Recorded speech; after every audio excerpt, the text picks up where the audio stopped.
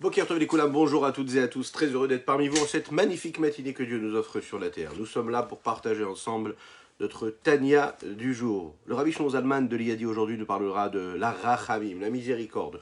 De quoi devons-nous avoir pitié le plus? Des hommes, des animaux? De quelle miséricorde nous parlons ici? De quelle pitié il faut avoir? Est-ce qu'il y a une différence entre la pitié et la miséricorde? Est-ce que c'est différent? Qu'est-ce que vous en pensez? N'hésitez pas à nous donner votre avis dans les commentaires. Voilà, juste ici, c'est parfait. On va commencer dans quelques instants, après ces quelques notes de Nigun.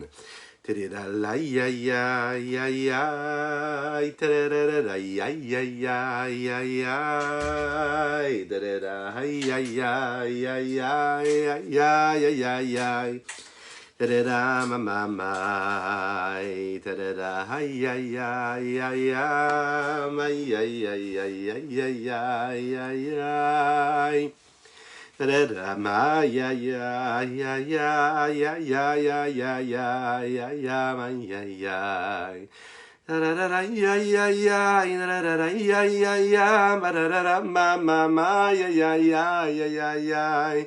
Ay ay ay ay da da da ay ay ay ay da da da da ay ay ay ay ay ay ay ay da da da ay ay ay ay ay ay ay ay da da da da ay ay ay ay ay ay ay ay da da da ay ay ay ay da da da ay ay ay ay da da da ay ay ay ay ay ay ay.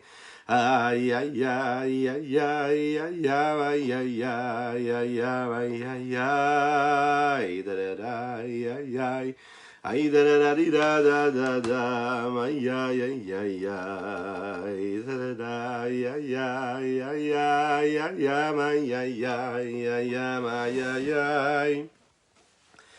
Da-da-da, ya ya ya ya, ma ya ya ya ya ya ya ma ya ya, da-da-da, ma ya ya ya ya, ma ya ya ya ya ya ya ya ya. Ay ay ay ay ay ay, ma ya ya ya ya, ma ya ya ya ya, da da da da ya ya ya, ma ya ya ya ya ya ya, da da da ma ya ya, ma ya ya ya ya ya, da da da ya ya ya, da da da ya ya ya. Ay ay ay ma ya ya ma ya ya ya da da da da ma ya ya ya ya ya ya ya ya ya ya ma ya ya da da da ya ya ya ya ya ya ya ya ya ya ya ya ya ya. Boker Tov les Koulam, bonjour à toutes et à tous, c'est très heureux d'être parmi vous en cette magnifique matinée que Dieu nous offre sur la terre. C'est l'histoire de Rabbi Zouché d'Anipoli. Rabbi Zouché d'Anipoli, qui était un grand tzaddik, mais un tzaddik qui ne le montrait pas. On raconte qu'un jour, il s'est retrouvé dans une auberge. On sait que Rabbi Zouché d'Anipoli, il a ramené énormément de personnes à la Teshuva. Il leur a fait faire Teshuva, il les a ramenés vers Dieu, et il leur a permis ce retour vers la Kadosh Baruch Hu, ce retour aux sources. Mais il le faisait de manière assez cachée, assez voilée. Hein. Il ne le faisait pas de manière frontale. Il était assez intelligent. Et il aimait profondément ses frères juifs. Donc il se comportait avec eux avec douceur et gentillesse. Et donc un jour, il se retrouve dans cette auberge et il rentre en plein milieu de la nuit. Et voilà ce qu'il fait. Il s'installe et il dit Teilim. Il commence à lire les psaumes. Il lit les psaumes. Bon. Le responsable, l'aubergiste, entend cela, qui était un homme de la communauté juive, entend cela, il se réveille lui aussi, et puis il se met à écouter ce sage homme qui est en train de lire les Teilim, les psaumes, avec une ferveur particulière. Il tend l'oreille, il est touché par cela, et tout à coup il se rend compte que Rabbi Zouché d'Anipoli se met à pleurer. Il pleure. Il se demande qu'est-ce qui se passe, et Rabbi Zouché d'Anipoli, dans ses pleurs, il s'exprime en décrivant toutes les fautes qu'il a pu commettre dans sa vie, chaque faute qu'il a pu commettre. Et il pleure de plus en plus, des profondeurs de son cœur. Et voilà que l'homme qui est derrière l'aubergiste se dit, mais c'est quand même curieux, en fait, toutes les fautes qu'il décrit, ce sont des fautes que j'ai déjà commises. Et il se met lui aussi à pleurer. Et en se mettant à pleurer, lui aussi se met à faire tchouva. Et il fait tchouva, le lendemain matin, il se réveille, il se dit, mais c'est fou, je suis devenu Baal Tchouva, je suis retourné vers Dieu. J'ai fait mon retour vers Akadosh Baruch Hu. Tout cela parce que Rabbi Zouché d'Anépoli avait réussi à insinuer euh, par cette allusion-là qu'il faisait lorsque lui-même il décrivait ces fautes-là. C'est-à-dire que la sensibilité de Rabbi Zouché d'Anépoli était tellement forte qu'il décrivait les fautes que l'autre avait fait et l'autre de cette façon-là, par sa miséricorde, lui aussi avait fait échouer. Alors la question qu'on va essayer de répondre ici, c'est comment est-ce que Rabbi Zouché d'Anépoli a eu cette capacité-là d'influence sur cet homme-là qu'il ne connaissait a priori pas. Je vous dis les Chaïm, et bonjour à toutes et à tous, à ceux qui nous rejoignent sur les différents réseaux, que Dieu vous bénisse. Je compte sur vos partages, sur vos likes et sur vos commentaires. Dites-nous comment allez-vous ce matin, les Chaïm.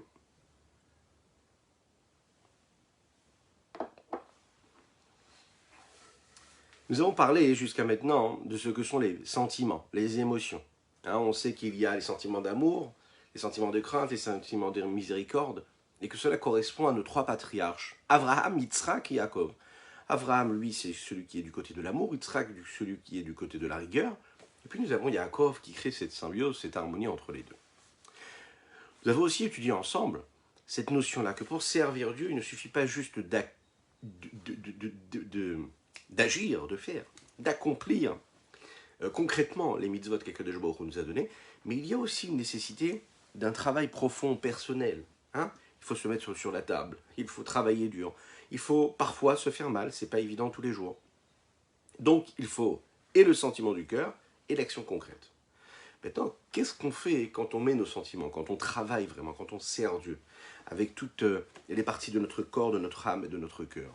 On est en train de se connecter à Dieu, c'est-à-dire qu'on est en train d'influencer, d'élever et d'habiller tout notre mode de fonctionnement, toutes nos capacités intellectuelles et émotionnelles pour Dieu. Et de cette façon-là, on s'attache à Dieu.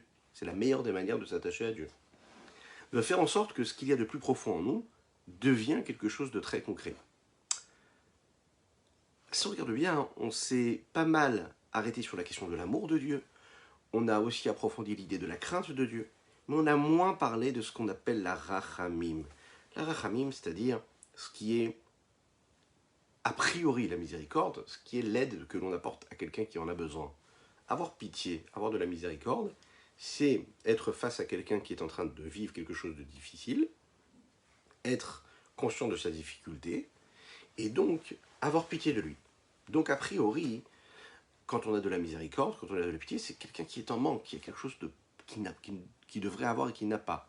Il a quelque chose en moins, et ça appelle en nous, ça réveille en nous une nécessité de combler ce qui manque chez lui.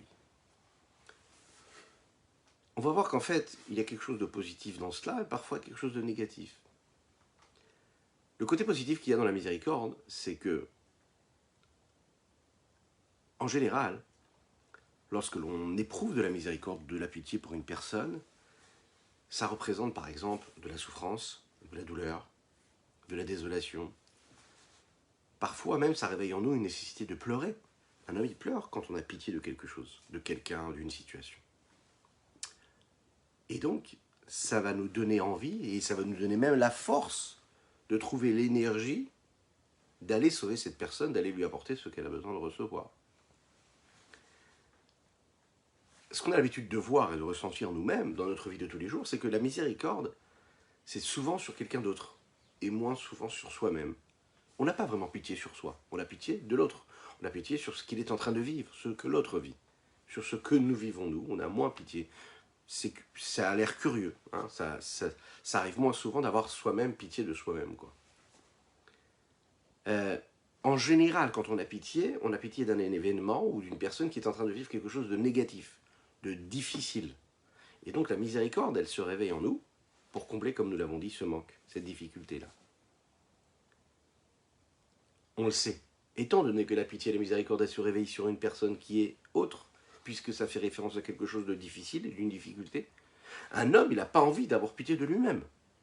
On n'a pas envie d'avoir pitié de lui-même. Quand on est conscient qu'on nécessite, et qui nécessite de la pitié, et qu'on a besoin, et qu'on fait appel à la pitié des autres et la miséricorde des autres, on se sent vraiment mal. On se sent un petit peu un perdant.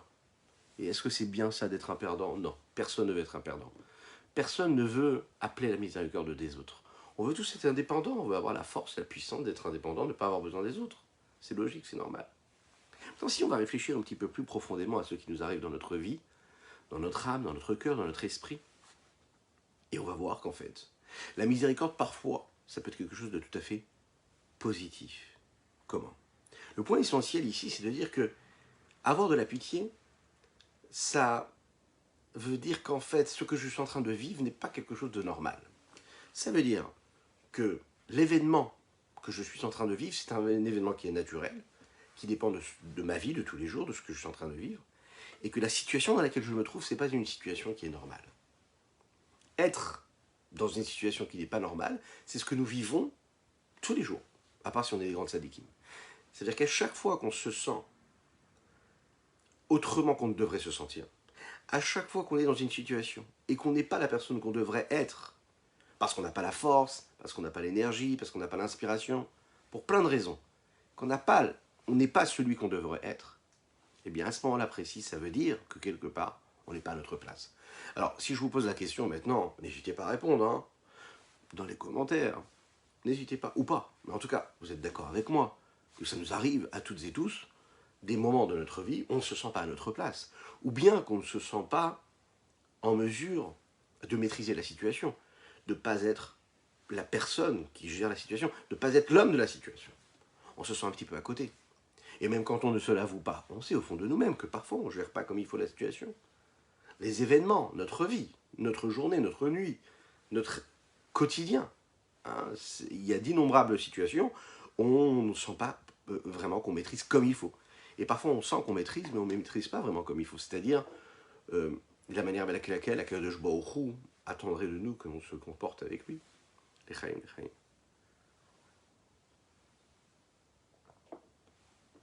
En réalité, si on regarde par exemple, vous savez, la différence qu'il y a entre la pitié et la miséricorde qu'on pourrait avoir sur un animal ou sur un homme. En effet, il faut respecter les animaux et on respecte la souffrance des animaux. Mais on est d'accord, d'ailleurs c'est un grand débat de la société, mais on est d'accord. Si on est normaux et puis on réfléchit de manière tout à fait convenable, on sait que par exemple si on voit un petit animal qui est en train de fouiller un petit peu les poubelles au coin de la rue, et de l'autre côté on voit un homme qui est dans la même situation en train de fouiller les poubelles au coin de la rue, que Dieu nous en préserve. On est d'accord que tout homme normalement constitué, ça nous paraît normal de voir un animal qui est en train de fouiller les poubelles. Par contre, de voir un homme dans la même situation, ça réveille en nous de la miséricorde, de la pitié. Ça n'existe pas de rester insensible et impassible à cet homme-là qui nous ressemble, qui a été créé à l'image de Dieu, qui a reçu, lui, la possibilité et le devoir de se nourrir des efforts de ses mains et à la sueur de son front. Et de le voir dans cette situation-là, ça nous met très mal à l'aise, et puis ça appelle en nous de la miséricorde et de la pitié. Pourtant, au même moment, on peut voir de l'autre côté de la rue un animal faire la même chose. Est-ce que ça veut dire qu'on n'a pas la sensibilité de souffrir pour l'animal, d'avoir la miséricorde de l'animal? Non, parce que ça nous paraît beaucoup plus normal. C'est la nature des choses, c'est ce qu'on a l'habitude de voir parfois. Voir un homme dans la même situation, ça appelle de la miséricorde. Donc en fait, on voit que la miséricorde, elle dépend du regard, de la situation. Elle ne va pas être la même partout, tout le temps, et pour chaque personne de la même manière. Lorsqu'un homme est dans une situation qui n'est pas normale, cela appelle donc de la miséricorde. Un homme normal, qui vit de manière normale, eh bien, il vit des situations normales. Donc ça veut dire qu'à chaque fois que je suis dans une situation qui ne correspond pas à ce que je dois vivre, ce que je dois être, quand je n'ai pas la force de confronter, de m'affronter, et puis de m'affronter moi-même, parfois, et souvent d'ailleurs, et d'être confronté à des situations, de gérer les situations qui se présentent à moi, ça veut dire que je suis dans un état de souffrance. Et si je suis dans un état de souffrance, donc je devrais, mais je ne me l'avoue pas, avoir pitié de moi-même. Éprouver de la miséricorde pour moi. Pourtant, quand je regarde l'autre, je suis capable d'avoir pitié pour lui. C'est-à-dire que la personne qui est en face, elle vit la même situation que moi. Je suis capable d'avoir pitié, d'avoir de la miséricorde, mais pour moi, je n'arrive pas. Qu'est-ce qui se passe? Je vais voir l'autre, je vais dire, mais comment est-ce qu'il a pu arriver à cette situation aussi basse? Et si je me regarde dans le miroir, je me rends compte en réalité, moi aussi, je vis la même chose. Et pourtant, je n'arrive pas à avoir pitié de moi. Pour l'autre, je vais être capable de réveiller en moi toutes mes capacités de miséricorde, ma bonté, tout ce que j'ai de meilleur en moi, pour faire un geste et essayer d'aider cette personne et la sauver de cette situation. Mais pour moi, j'arrive pas. À la lumière de quoi on va essayer de comprendre en réalité comment ce que le Admorazaken ici va nous dévoiler, va nous développer. Il va nous donner, si vous voulez, les clés de cela. C'est en fait, on pourrait appeler ça les clés du bonheur. Parce que souvent, dans la vie de tous les jours, on n'a pas assez de... On s'aime trop, et il y a trop d'orgueil et de fierté pour laisser passer cette miséricorde-là, qui pourrait en réalité parfois nous sauver. C'est la raison pour laquelle souvent on a besoin de l'autre pour se tirer des solutions difficiles dans lesquelles on se trouve. Tout seul, c'est plus compliqué. Là, le Admorazaken, il nous dit, puisque le Admorazaken, vous savez, c'est notre compagnon de route, hein, il est avec nous dans cette randonnée de la vie. Il nous accompagne, il vient, il nous dit, tu sais, regarde, je vais t'aider, faire en sorte que tu aies la possibilité, toi aussi, d'aller chercher en toi ce regard extérieur et ce recul qui va te permettre d'avoir pitié de qui? De toi. Ah, mais de qui de toi? Qu'est-ce qui t'empêche d'avoir pitié de toi? C'est ton âme animale, c'est ton corps, c'est ta fierté, c'est ton orgueil, c'est tout ce qu'il y a de plus négatif en toi. C'est ça qui bloque et qui fait que tu n'arrives pas à avoir pitié de toi. Pourquoi est-ce que pour l'autre, tu arrives à avoir pitié?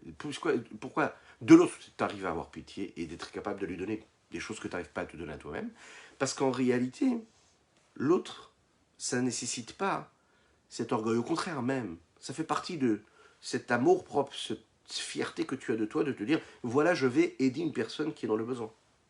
Mais de s'aider soi-même, cela nécessite un constat. Et ce constat-là, on a du mal à le faire. D'être dans le besoin, d'avoir pitié de soi-même, c'est quand même difficile. Le Admorazaken va nous apprendre à regarder un peu ça avec du recul et nous apprendre que justement, un homme qui est capable d'avoir pitié de lui-même, il se grandit de cela. On a démarré notre Tania, si vous vous en souvenez bien, avec ce principe-là. Elokai, ce que nous disons tous les jours dans la tefila du matin, dans les bénédictions, Neshama shenatatabi teora'i. La Neshama que tu m'as donnée, l'âme que tu m'as donnée, que tu as mis en moi, elle est pure. C'est toi qui l'as créée, c'est toi qui as insufflé le souffle de vie lors de la création. Et donc elle est pure. Cette Neshama-là qu'il a mis en nous, c'est ce qu'on appelle Chelek Eloka Mima'al Mamash. Une véritable parcelle divine qu'il a mis en chacune et chacun d'entre eux.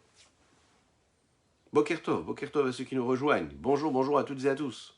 Très heureux d'être avec vous ce matin. N'hésitez pas à partager, à liker et à commenter cette publication. L'Echaim. N'hésitez pas à nous dire, vous aussi, de quelle manière est-ce que vous êtes capable d'avoir de la miséricorde et d'éprouver de la miséricorde et de la pitié pour vous-même ou pas? Est-ce que ça vous arrive? Bon, en tout cas, le Morazakan va nous donner des conseils pour cela. Qu'est-ce que ça veut dire, Elokai, mon Dieu, Neshama Shenatatabi Teoraï? La Neshama que tu m'as donnée, elle est pure. Alors ça veut dire qu'en fait, la Neshama que nous avons, elle, la seule chose qu'elle cherche, c'est la vérité divine. La seule chose qu'elle veut, c'est se concentrer sur l'accomplissement de la Torah et des mitzvot. Le reste, ça ne l'intéresse pas. Elle a un objectif, elle a un challenge. Et donc, ce qu'elle va faire, c'est d'accomplir sa mission. Elle va même parfois aider les autres, elle va s'aider des autres parfois aussi. Elle va être capable même de donner sa vie pour cet objectif-là. La Neshama, elle, l'âme, n'est pas intéressée par toutes les futilités, par toutes les banalités, par ce que le monde peut lui offrir. Les plaisirs du monde, ça ne l'intéresse pas. Ce qu'on appelle le monde du shaker, le monde du mensonge. Ouais. La seule chose qui l'intéresse, c'est Dieu. Le problème, c'est que cette Neshama-là, elle n'est pas restée à son niveau initial, le niveau qui a précédé sa chute vertigineuse dans ce monde-là, ici-bas, dans ce corps si étroit. Elle vient d'un monde tout près d'Akadosh Baruch Hu, du trône céleste. Elle était pure. Il s'est passé quelque chose. À Taberata, à Tayetzarta, Dieu l'a créée, Dieu l'a façonnée. Elle est descendue dans le monde d'Atsilut. Ensuite, du monde d'Atsilut, elle est descendue dans le monde de Bria. Et du monde de Bria au monde de Yetzira. Et du monde de Yetzira au monde d'Assia. Cette chute-là phénoménale, elle va se finir quelque part quand cette Neshama, après avoir traversé tout ce chemin-là et tous ces mondes, quand elle arrive dans le corps de l'homme. Quand Ve'ata nefartabi, Ve'ata meshamira bekirbi. Le corps, lui, la seule chose qu'il va rechercher, c'est tout ce qui est l'inverse de ce que l'âme veut ressentir. L'âme veut se détacher de ce corps et de ce monde matériel, pour se sanctifier, pour se purifier, pour se consacrer à Dieu. Ouais. Et le corps, lui, c'est l'inverse. Le corps, lui, la seule chose qui l'intéresse, c'est son ego, c'est sa survie. Le corps et l'âme animale, ce qu'ils recherchent, c'est leur bien-être, ce que le monde physique, matériel peut leur apporter, mais pas ce qui est vrai, pas ce qui est convenable, pas ce qui est la vie de l'esprit, une vie spirituelle. C'est le moi qui est au centre, et non pas Kadosh Baruch Hu, non pas Dieu. De l'autre côté, après cette chute-là dans le corps, cette âme-là, elle est en train de vivre une expérience terrible. Quand ça? À chaque fois que l'âme est au contact d'un autre homme, d'une autre personne, alors elle va devoir gérer cela. D'accord? Elle va devoir s'habituer à vivre non seulement avec elle, son corps qui l'enferme et qui la bloque, mais aussi avec l'âme qui se trouve dans le corps de l'autre. Et elle va devoir apprendre à gérer, à employer un langage qu'elle ne connaissait pas, qu'elle ne soupçonnait même pas avant de descendre ici-bas sur Terre. Elle va apprendre à vivre et interpréter. C'est-à-dire à être capable d'interpréter les signaux que lui envoie le monde, le mensonge du monde, les voiles, ce qui est caché dans le monde qui l'entoure. C'est pas facile d'interpréter. C'est pas facile de vivre avec le mensonge qui nous entoure. Lorsque parfois on va trouver la réalité, on va trouver la vérité, lorsqu'on va trouver le potentiel spirituel qui est en nous, il va falloir réussir aussi à trouver le potentiel spirituel qui est dans l'autre et autour de nous. Parfois, il y a un contraste, parfois il y a une contradiction, parfois on passe du chaud au froid. Parfois, quand on va atteindre un niveau de spiritualité et qu'on est confronté au monde qui nous entoure, aux mensonges qui nous entourent, il y a un problème. On n'arrive pas à connecter les deux. Alors, au fil de nos cours, on parle de ça justement. Cette nécessité-là de reconnecter tout ça. De connecter le monde spirituel, le matériel. Le monde spirituel et le matériel, ça veut dire que le monde dans lequel je vis, je le sanctifie, je vis avec. Mais ça veut dire que quand cette neshama, cette âme-là est au contact d'autres neshamot, elle doit réussir à vivre avec une symbiose et une osmose. Mais quand vous avez une âme et des âmes qui sont autour, qui ne vivent pas au même rythme, comment on fait? Quand on sort dans la rue, quand on vit dans la vie active, quand on va travailler, et qu'on est dans une vie en réalité qui est à l'inverse de ce message-là, c'est-à-dire qu'une vie matérialiste, une vie qui nous pousse vers la consommation, vers la possession, vers le désir, vers la quête perpétuelle et constante de l'assouvissement et de l'asservissement. Hein? Comment on fait? Parce que la neshama, ce qu'elle cherche, c'est l'inverse complètement. Dans la neshama, il y a quoi? Il y a le centre. Et le centre de ses intérêts, c'est Dieu. Et le centre de l'intérêt du corps, c'est le corps. Et là, il y a une contradiction. Comment on va gérer ça? Comment on va gérer ce contact entre les deux? Alors, une des solutions, déjà, c'est de donner à boire à la neshama. C'est de la nourrir. Et comment on peut donner à boire à la neshama? En faisant les chaïm. Déjà pour commencer. Donc les chaïm à notre âme, qu'elle puisse trouver de l'énergie, de la vitalité pour faire ce qu'elle a à faire. Les chaïm. Ce matin, nous étudions les Ilou Nishmat Sultana Bat Frecha. Qu'Akadosh Baruch Hu fasse que les mots de Torah que nous prononçons soient une source de bénédiction pour son âme, d'élévation. Nous, aujourd'hui, nous commémorons les 11 mois de ce moment-là où elle est montée chez Dieu, donc à travers ces mots de Torah et ce lechaïm que nous devons faire, et bien que cela soit une source de bénédiction pour son âme, pour son élévation, mais aussi pour sa famille, pour ses enfants, ses petits-enfants, ses arrière-petits-enfants, qui puissent être dans la Torah et les mitzvot et accomplir beaucoup de Torah, beaucoup de mitzvot à l'infini. Et qu'elle puisse être, elle, auprès d'Akadosh Baruch Hu, celle qui va prier pour toute sa famille. Alors, il faut lui donner à manger à cette âme, donc il faut faire des chaïm, ça c'est vrai, mais comment l'aider aussi, techniquement? Alors le Morazaken nous donne les moyens techniques de tout cela. La neshama, quand elle vit cette expérience-là de chute vertigineuse, elle se confronte en fait à des signaux qui sont inverses à ce qu'elle est censée vivre elle, à savoir l'inverse de l'intérêt personnel, l'inverse de la matière, de la quête, de la recherche. C'est la raison pour laquelle, vous savez que ce monde-là est appelé le Olam HaSheker, le monde du mensonge. Pourquoi le monde du mensonge? Parce que l'âme est dans le monde de la vérité, puisqu'elle va accomplir sa mission sur Terre, c'est qu'elle est capable de voir et elle sait ce qu'il y a derrière ce que le monde nous offre. Et l'âme animale et le corps, lui, ce qui vit, c'est dans le monde du mensonge. Un homme qui s'habitue, par exemple, à vivre dans une vie matérielle, d'accord, une vie grossière, une vie qui est celle où il y a une quête insensée, de courir après toujours ce que le monde peut lui offrir. Alors, bien sûr qu'on va profiter de cela, bien sûr qu'on va se sentir bien, bien sûr qu'on peut être très très très heureux en cela. Mais à ce moment-là, il va perdre même le niveau initial dans lequel il se trouvait, dans lequel il se trouvait, à tel point qu'il est même capable, malheureusement, d'oublier sa raison d'être et sa raison de vivre. Il va être dans une quête permanente, vous savez, c'est une course effrénée. C'est d'avoir, de posséder, de vivre des moments de plaisir, de ne pas avoir déjà digéré le moment de plaisir et de profit matériel, que déjà il est encore dans le prochain profit qu'il devrait vivre et qu'il aurait besoin de vivre. Et quand on lui dit, mais quand l'aneshama parle au corps, et quand on se parle à soi-même, et quand on parle à l'autre, quand on se dit, mais tu viens à peine de vivre quelque chose d'extraordinaire, et tu es déjà en train de dire et de te plaindre, de te demander qu'est-ce que tu pourrais faire de plus encore pour vivre quelque chose de plaisant, etc. C'est-à-dire que c'est une quête qui ne s'arrête jamais en réalité. En fait, à ce moment-là, l'homme, comme il n'est pas dans cette quête, dans cette recherche de quelque chose de très profond qu'il a lui, d'un potentiel de spiritualité phénoménale et illimité qui est en lui, donc il va s'attacher encore une fois à des choses limitées. Donc même s'il a vécu quelque chose d'émotionnellement et de physiquement, ou même parfois de spirituellement très élevé, s'il rattache tout ça à un projet qui est une quête instantanée, d'accord? Eh bien, ça ne s'inscrit pas dans l'éternité, ça ne s'inscrit pas dans le côté éternel et spirituel de la chose, ce qui fait qu'en fait, il ne sera jamais rassasié. Il ne sera jamais heureux de ce qu'il a eu.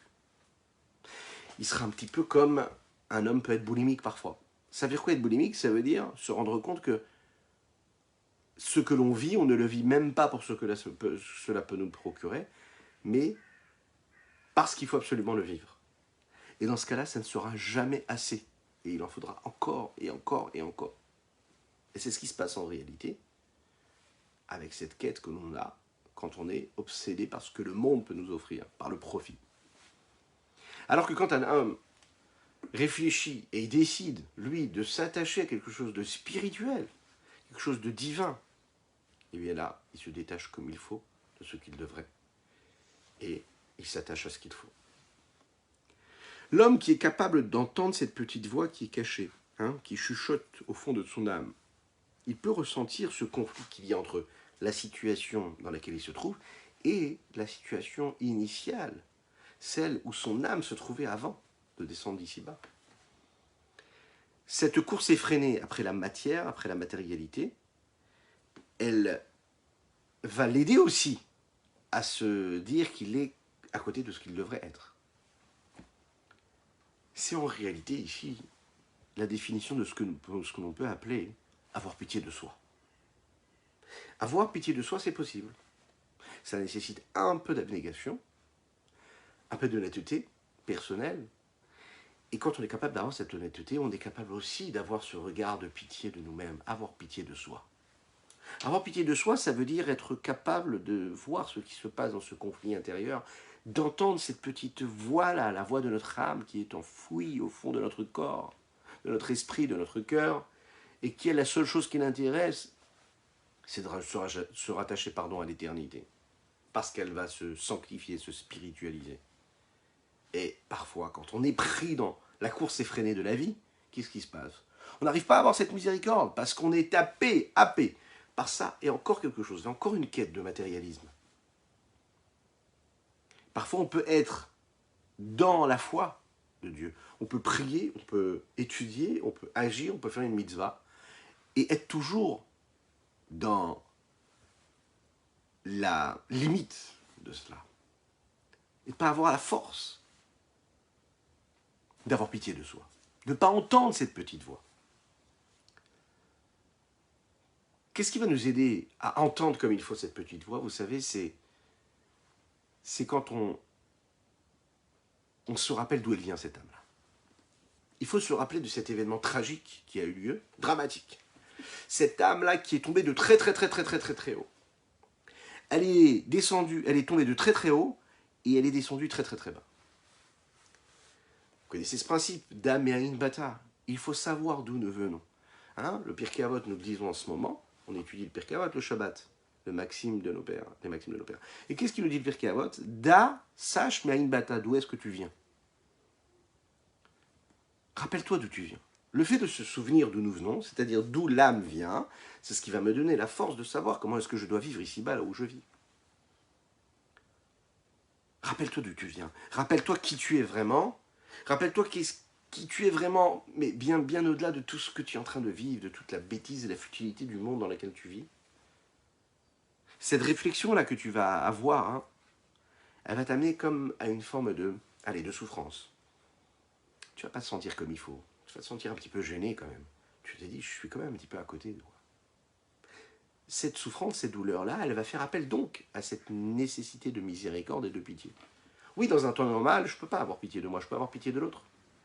Je peux faire appel à la miséricorde qui est en moi pour avoir de la miséricorde pour l'autre, pour mon prochain. Mais pour moi, non, j'ai trop d'orgueil pour ça. Mais si je réfléchis à mon âme et non pas à mon corps, donc je vais avoir pitié d'elle. D'où elle est venue et où est-ce que je l'ai emmenée? Où est-ce que je la laisse enfermer? J'ai pitié d'elle, je ne peux pas la laisser comme ça. Parce qu'à ce moment-là, quand je réfléchis à ça, je réveille l'essence de mon âme. Je la réveille, c'est-à-dire que je la rappelle à la vraie réalité. Maintenant, comment est-ce qu'on peut réussir cela? Le Admorazakan veut nous dire l'obligation que l'on s'impose d'étudier la Torah et les mitzvot. Vous allez me dire, ah bah, c'est facile à dire, enfin, c'est toujours le même refrain. Eh bien non. C'est pas le même refrain. Et c'est ce qu'il va nous dire ici le Admorazaken, bien que ce soit quelque chose qu'on a l'habitude de dire, il faut déjà avoir pitié de soi, donc de l'âme, mais avoir pitié de la Shrina, de Dieu aussi. Ça, c'est deux choses. Quand on étudie la Torah, parfois on ne voit pas cela. Parfois on ne voit pas que c'est l'âme qui s'exprime, c'est l'âme qui se nourrit. Parfois on croit que ça fait partie d'une forme de routine. Comme on prie, on étudie, comme on étudie, on va travailler, comme on va travailler, on fait les courses, et puis on va aussi en vacances, ou pas. Ça veut dire, on fait partie, on rentre dans cette routine-là. On s'est évertué à travers les cours, les derniers cours d'ailleurs, si vous vous en souvenez, de justement nous montrer comment à travers l'étude de la Torah, je fais naître en moi de l'amour ou de la crainte de Dieu. Là, le Admorazakan veut dire comment à travers l'étude de la Torah et l'accomplissement des mitzvot, je suis capable de réveiller cette miséricorde qui est en moi. On n'en avait pas parlé de cette miséricorde. De cette pitié sur soi, de soi, on n'en a pas parlé. Là, il nous dit, le Admorazaken, par l'intermédiaire de la Torah et des mitzvot, tu auras la possibilité de trouver cela. Comment? C'est quand tu vas réussir à étudier la Torah, pas pour ce que la Torah peut t'apporter, en tant qu'intelligence, en tant que personnalité, en tant que bien-être. Parce que parfois on étudie la Torah et on est bien, on est heureux. Parfois on étudie la Torah et ça nous apporte une forme d'épanouissement. On est très bien dans cela. On se sent utile dans l'étude de la Torah. On sent que ça nous apporte une réflexion, ça nous apporte un regard sur la vie, ça nous apporte du recul, un enrichissement personnel, physique, intellectuel. Oui, ça peut arriver. Là, le Morazaken veut dire, c'est parfait. Et que parfois, quand tu étudies comme ça, c'est pas grave, parce qu'après, tu arriveras à la vraie vérité et tu étudieras pour ce que Dieu te l'a demandé. Mais si tu veux vraiment ressentir cet éloignement, c'est-à-dire le manque réel, cette nécessité d'être rapproché d'Akadosh Baruch Hu, de sentir et d'avoir cette pitié sur ton âme et pour ton âme, apprends la Torah, étudie la Torah pour ce qu'elle peut t'apporter. Quoi? L'ishma. Ça veut dire qu'est-ce qu'elle peut te permettre en tant que connexion avec Dieu de la manière la plus intègre possible. C'est-à-dire que j'ai étudié la Torah pour Dieu. J'ai accompli la mitzvah pour Dieu. Et quand je fais les choses de cette façon-là, en fait, je suis en train de me détacher de mon enveloppe corporelle, de ma limite et de mon intérêt personnel. Qu'est-ce qui fait qu'il y a cette chape de plomb? Qu'est-ce qui fait qu'il y a ce voile qui s'installe, même quand j'accomplis la Torah et les mitzvot, qui fait que je n'arrive pas à avoir pitié de mon âme et que mon âme ne s'exprime pas a priori? C'est parce qu'en réalité, quand j'accomplis la Torah et les mitzvot, je ne suis pas dans cette intégrité-là et dans cette vérité, dans cette profondeur. Lorsque je m'efforce d'accomplir la Torah parce que Dieu me l'a demandé, les Shem Shamaim, ça veut dire parce que je crains Dieu, parce que j'aime Dieu, c'est encore plus fort que cela. Parce que Dieu me l'a demandé. Pas parce que je crains, pas parce que j'aime. Vous imaginez ce que ça veut dire? C'est-à-dire que quand j'arrive à une forme de réflexion, cette réflexion qui ne démarre pas dans la situation la plus basse de l'homme. L'inverse.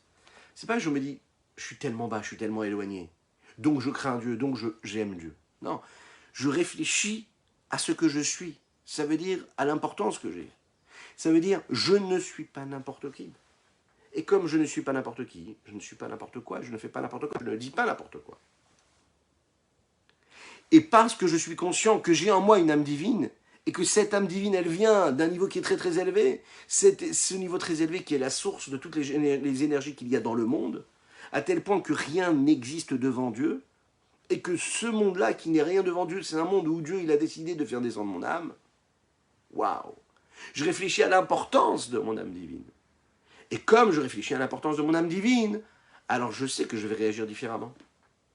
Ça dépasse même l'amour et la crainte de Dieu, quelque part.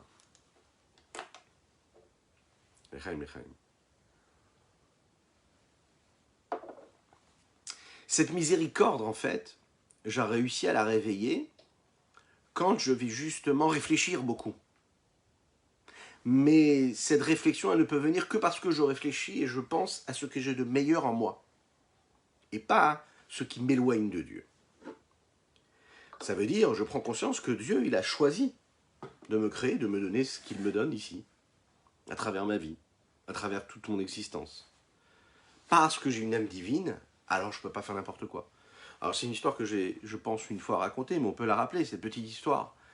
Ce pauvre homme qui en fait a l'habitude de tendre la main tous les matins de sa vie. Et, il y a quelques centaines d'années, on découvre le train.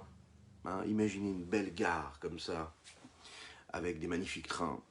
Et puis il est là tous les jours à la gare, il tend la main pour se nourrir. Et puis les gens, bien sûr, quand ils prennent le train, ils viennent, ils lui donnent une petite pièce. Et là, il voit tous les jours des gens arriver et prendre le train. Des gens riches, des gens moins riches. Vous savez, c'était à l'époque où rien que de prendre le train, c'était déjà un voyage en soi. On ne prenait pas le train pour voyager d'un point A à un point B, on le prenait pour vivre l'expérience, voyager en train. Hein, c'est un petit peu ce qu'on va vivre bientôt, là, quand on va pouvoir reprendre l'avion, etc. Et donc, il voit tous les matins les gens prendre le train. Maintenant, ça coûte très très très cher de voyager. Et lui, tous les matins, il voit ça.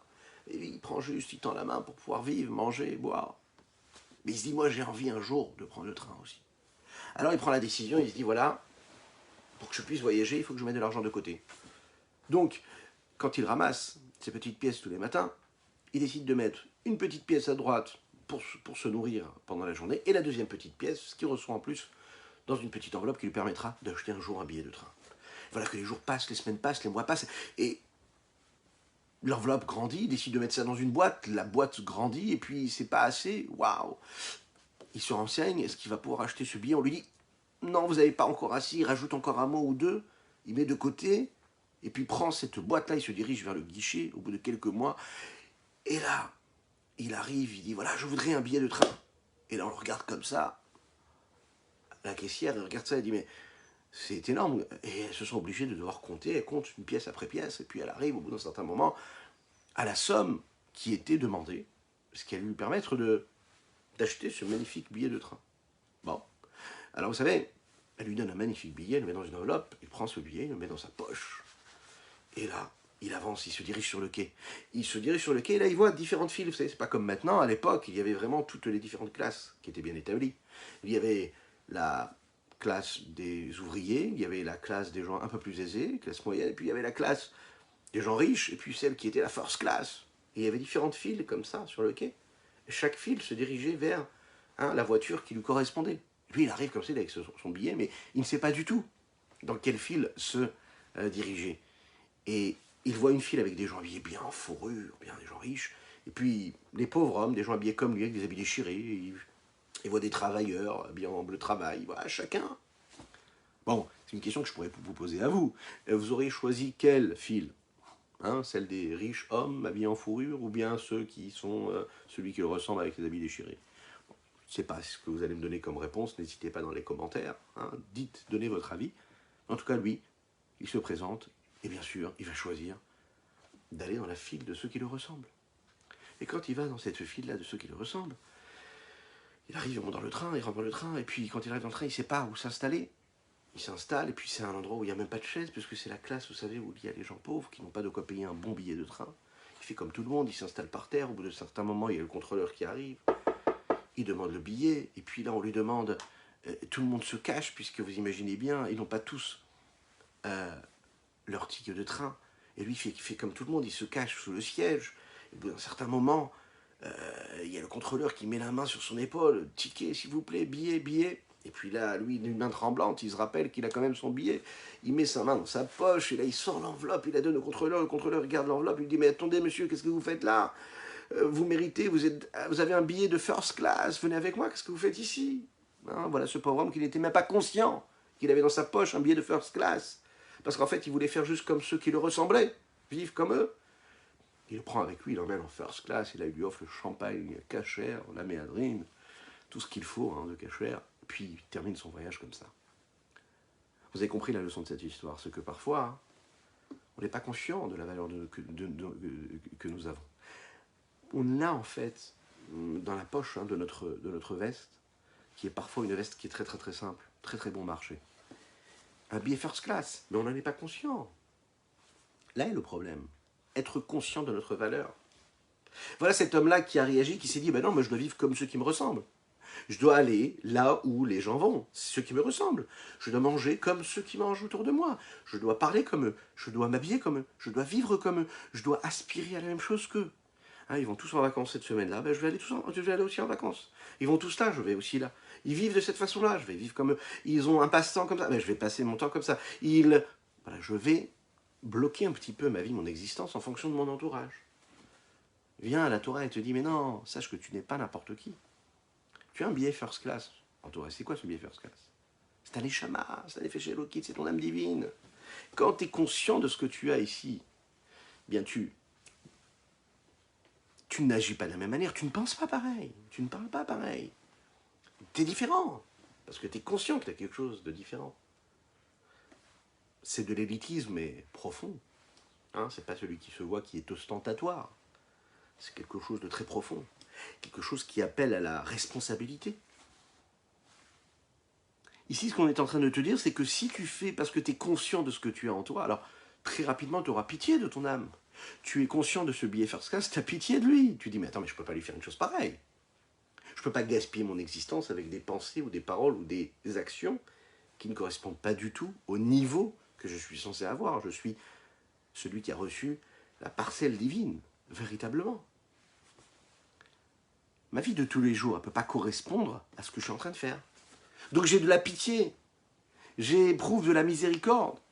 Je comprends que, par exemple, si j'ai reçu une éducation, si j'ai reçu des préceptes, si j'ai reçu des recommandations de ma vie, et que parfois je vais m'égarer parce que je veux absolument ressembler à ce que le monde m'offre, et que je me perds et que je me noie dans cela, je dois me rappeler à cette réalité-là, et dire, mais non, mais pas du tout, c'est pas ce qu'on attend de moi. J'ai de la pitié de cela. Regardez ce que le Admor Hazaken nous dit ici dans les mots. Od yesh, et nous sommes donc au chapitre 45, première partie. Od yesh derech yashar ifnei ish. Il y a aussi un chemin droit pour chaque homme qui se présente devant chaque homme. Asak batorah mitzvot ishman el midato shel Yaakov Avinu alav shalom shemidat harachamim. Eh bien, d'engager son cheminement dans la Torah et les mitzvot de la façon avec laquelle, dans la vertu qu'avait Yaakov Avinu, notre saint patriarche, Yaakov, qui était quoi? La vertu de miséricorde. Qu'est-ce que ça veut dire? Dans sa pensée, réveiller d'abord cette nécessité de miséricorde nombreuse devant Dieu. Quoi? Sur cette étincelle divine qui fait vivre son âme. Qui est descendu de sa source première, de cette vie éternelle qui vient et qui provient de l'infini, Saint béni soit-il. Qui remplit les mondes et qui entoure tous les mondes. Et on le sait que tout ce qui se trouve sur terre n'est rien devant lui, n'est considéré comme rien. Vénit la bêche qui s'est habillée, Bemashra dechiveya. Cette étincelle divine est descendue dans le corps qui est appelée la peau de serpent. On va expliquer ce que cela veut dire. Arachok meor pene amelech betachlit ha'echek, qui est éloigné de la lumière de la façade du roi d'Akadosh Baruch Hu, au plus éloigné qu'il puisse être. Qui a olam hazeh ou tachlit haklipot hagasot, puisqu'on sait que ce monde-là, c'est le but, c'est même l'expression même de l'écorce les plus grossières qu'il puisse y avoir. Oui, dans ces écorces-là, il y a l'expression de ce qui se cache le plus de ce fruit-là, gorgé de jus, hein, mais qui se cache derrière cette écorce-là. La deuxième chose, la deuxième raison d'avoir de la miséricorde, c'est non pas sur nous, sur notre âme, mais c'est avoir de la miséricorde et avoir pitié de qui? De la Shrina, c'est-à-dire du rayonnement céleste. D'avoir pitié de cette présence divine qui se trouve elle enfermée dans ce que nous faisons, lorsque nous fautons, lorsqu'on s'égare de la bonne route.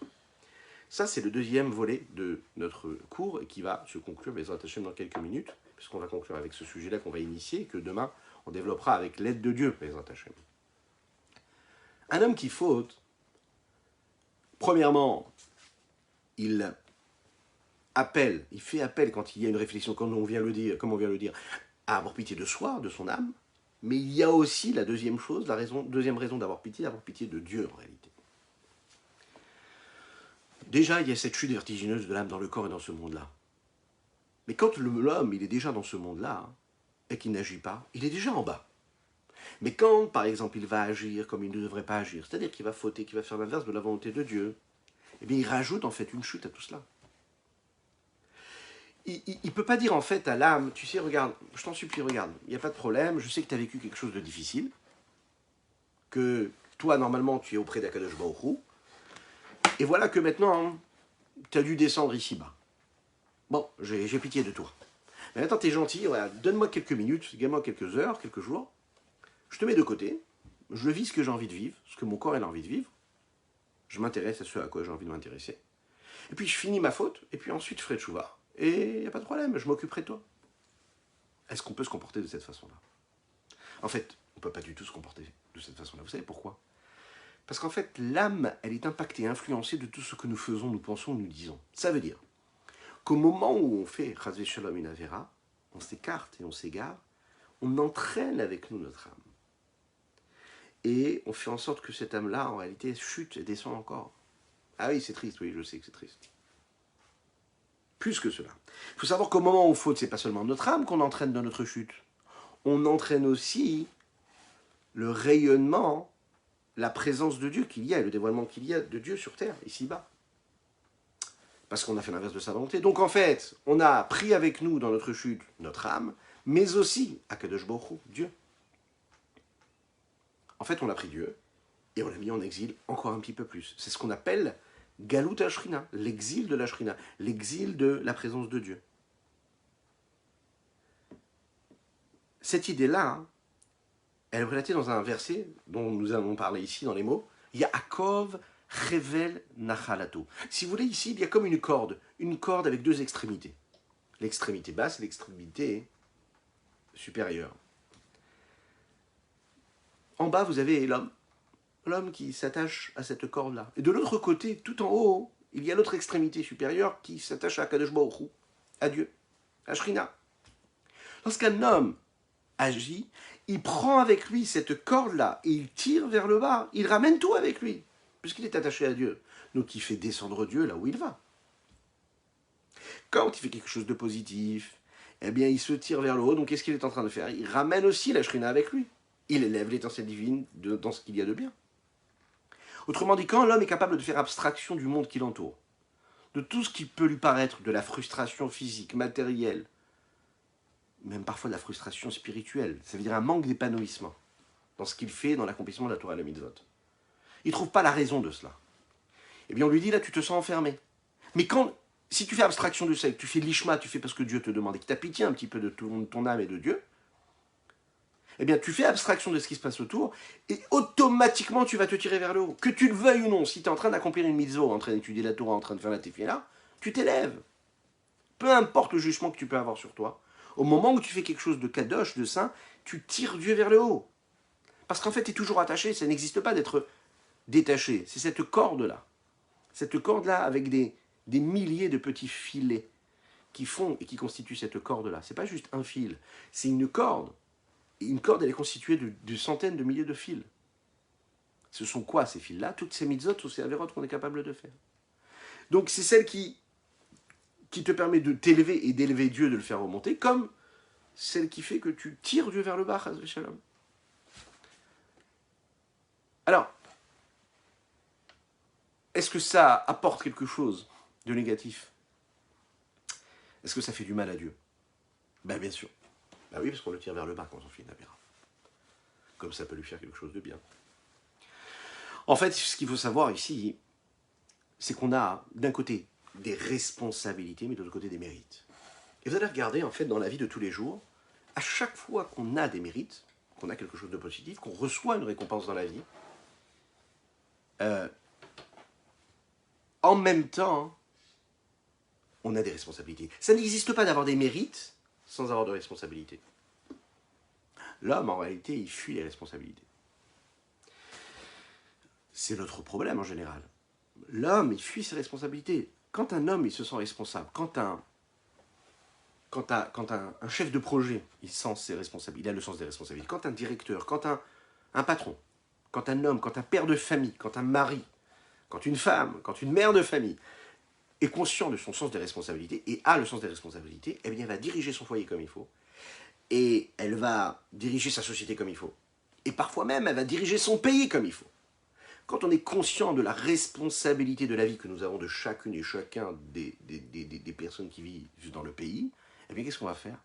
On ne peut pas dormir, on va chercher toutes les solutions possibles et inimaginables pour faire en sorte que le pays, que la nation puisse vivre comme il faut.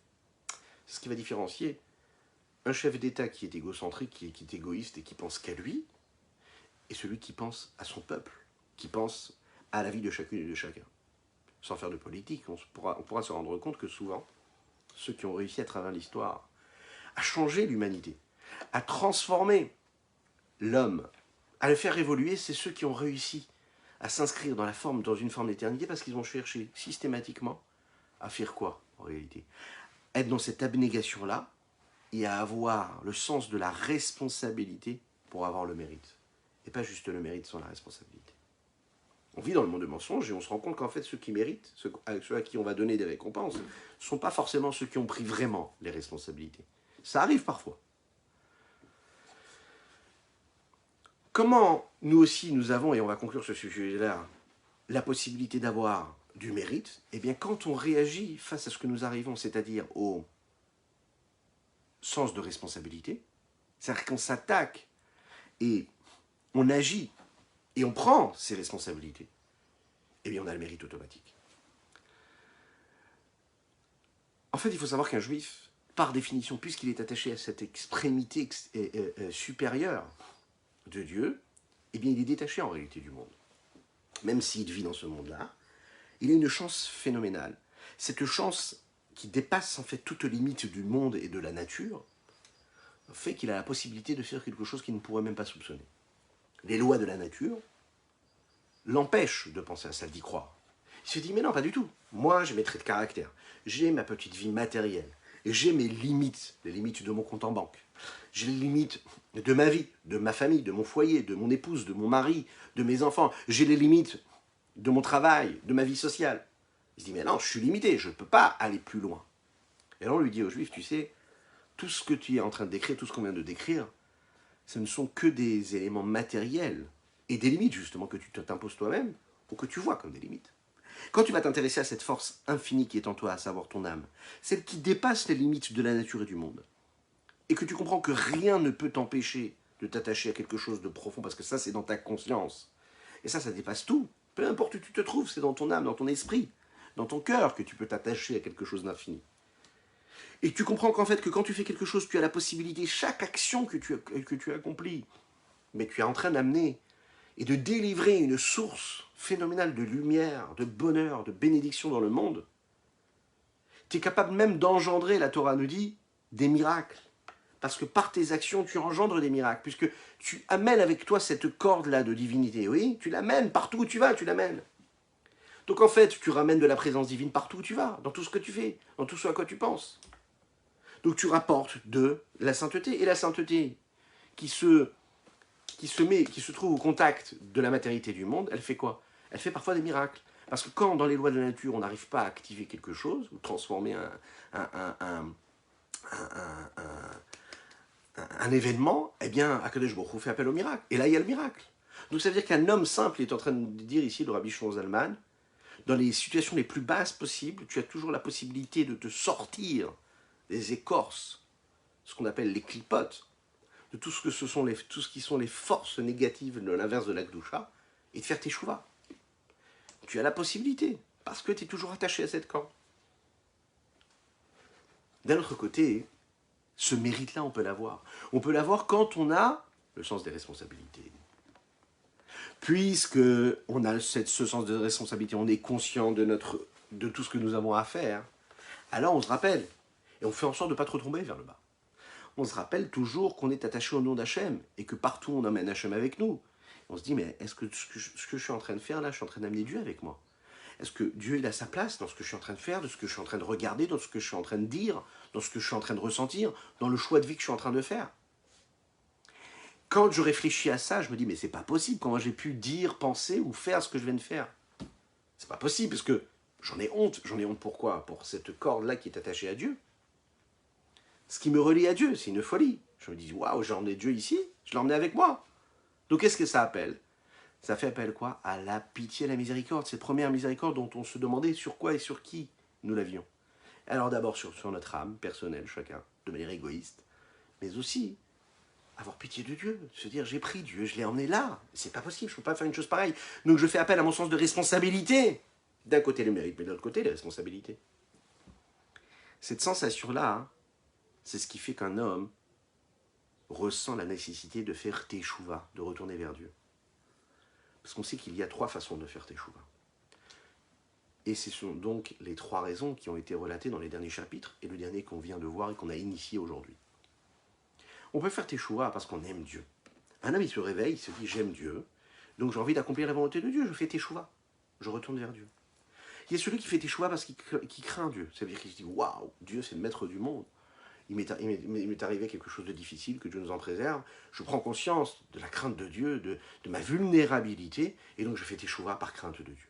Et il y a celui qui fait teshuva merachamim, par la miséricorde, ça veut dire, il se dit, waouh, waouh, waouh, mais vraiment j'ai la possibilité, parce que j'ai une âme divine, de faire tant et tant, de mériter tant et tant, d'être attaché avec Dieu, avec l'infini.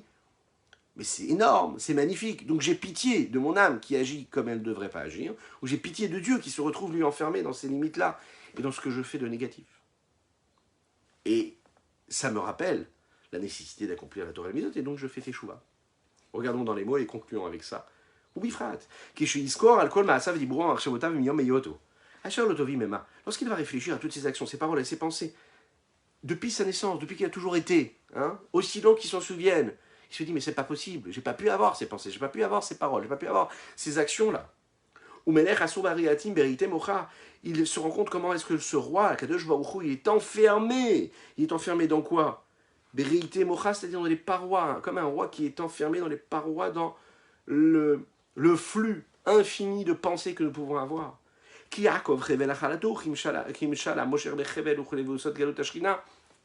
Comme l'exemple que nous avons donné de cette corde-là qui nous relie, qu'on amène partout en réalité. C'est la raison pour laquelle il dit il retournera vers Dieu, virachameu, et Dieu en aura pitié, et lui il aura pitié aussi de Dieu. Les horaires rachamim rabim Hashem Hashem Ashochen Itanu, de réveiller de la miséricorde et de la pitié nombreuse sur le nom d'Hachem qui réside en nous, qui est dirtiv Ashochen Itam betortumotam, comme nous le savons que Dieu réside en nous, où ça? Betortumotam, dans notre impureté. Dieu n'est pas seulement dans le livre qui se trouve dans la bibliothèque. Dieu ne se trouve pas seulement en Eretz Israël à Yerushalayim. Dieu ne se trouve pas seulement à la synagogue, au Beth Midrash, à la Yeshiva ou dans une maison d'études. Dieu, il se trouve avec nous partout où nous sommes. Dans l'impureté dans laquelle on peut se trouver. Vous imaginez, Ashochen Itam, Betor Tumotam, quelle est la plus grande consolation et la pitié qu'on est capable de réveiller? Et l'amour de Dieu que Dieu a pour nous. Il est avec nous partout, même quand on est dans l'impureté.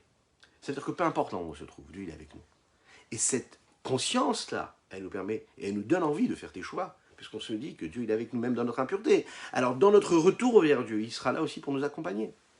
Et pour conclure, vous savez, pour comprendre l'importance que cela, de toujours se dire que Dieu il est avec nous partout, un jour il y a un chaliard du rabbi qui est venu voir le rabbi, il a dit voilà, aux États-Unis, j'ai fait connaissance avec des gens très très très riches, qui habitent, enfin voilà, et qui ont un club, et qui me proposent de rentrer dans ce club-là, et de passer du temps avec eux, ou d'aller jouer au baseball avec eux. Et de cette façon-là, on m'a dit, voilà, si tu fais partie du club, eh bien, tu auras plus de contact avec les gens qui sont dans ce club-là. Et de la même manière que nous, dans ce club-là, on a la possibilité de se passer des affaires, de se donner des conseils, d'être présents chacun l'un pour l'autre pour faire plus d'affaires, gagner plus d'argent. Toi, tu es là pour faire ta mission, c'est-à-dire apporter plus de Torah et de Mitzvot, et tu as besoin d'argent. Alors tu vas te faire ami avec nous, et puis tu verras, quand tu fais partie du club, tu auras beaucoup plus de facilité de demander de l'aide de tous ces riches hommes qui font partie de ce club.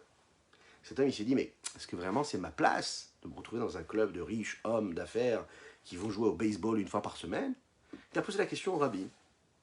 Le rabbi de Lubavitch lui a répondu ni oui ni non. Il lui a rien dit. Il lui a pas dit oui, tu peux, il lui a pas dit non, tu peux pas. Il lui a posé la question, il lui a dit,